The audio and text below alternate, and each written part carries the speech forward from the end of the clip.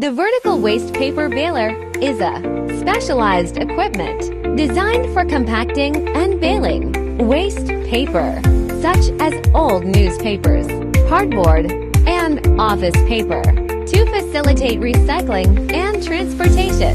Featuring a vertical structure, this baler saves floor space, making it ideal for small to medium-sized recycling centers, print shops, or offices. It operates via a hydraulic system, where a powerful hydraulic cylinder exerts pressure to compress loose paper into dense, uniform bales.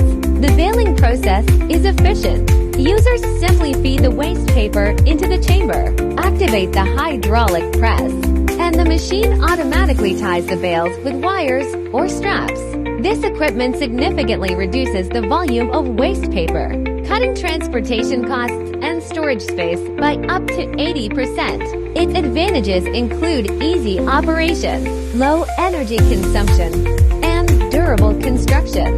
The vertical design also allows for convenient loading of materials, making it a practical solution for enhancing recycling, efficiency, and sustainability.